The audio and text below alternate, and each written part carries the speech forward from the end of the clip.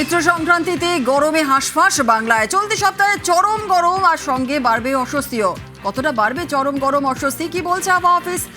বিশ্বজিৎ সাহা রয়েছে আমাদের সঙ্গে। বিশ্বজিৎ আরো বিস্তারিত বলবে। বিশ্বজিৎ, দেখো, তাপমাত্রা ক্রমশ বাড়ছে। ইতিমধ্যেই কলকাতার তাপমাত্রা প্রায় 34°C, আরো কিছুটা তাপমাত্রা বাড়তে পারে এবং পশ্চিমের জেলাগুলিতে এই তাপমাত্রা 40° পেরিয়ে যেতে পারে। এই সপ্তাহেই এই তাপমাত্রা হতে পারে এবং গরম ও শুষ্ক আবহাওয়া, আর তার সঙ্গে কোথাও কোথাও কিছুটা জলীয় বাষ্প ঢুকছে এবং তার ফলে যে আর্দ্রতাজনিত অস্বস্তি সেটাও চরমে উঠবে।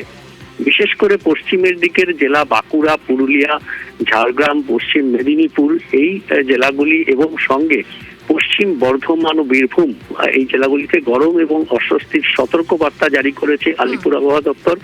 তবে এছাড়াও কলকাতা সহ অন্যান্য জায়গাতেও রোদের তেজ থাকবে এবং গরম ও শুষ্ক আবহাওয়া থাকায় অস্বস্তি চরমে উঠবে। অর্থাৎ এ সপ্তাহ জুড়েই এই গরম এবং অস্বস্তি হবে। তবে ছিটেফোঁটা বৃষ্টি হতে পারে পশ্চিমের দিকের কিছু জেলাতে 14 এবং 15 তারিখ, অর্থাৎ আগামীকাল এবং পরশু ছিটেফোঁটা বৃষ্টিও মিলতে পারে বজ্রবিদ্যুৎ সহ স্থানীয়ভাবে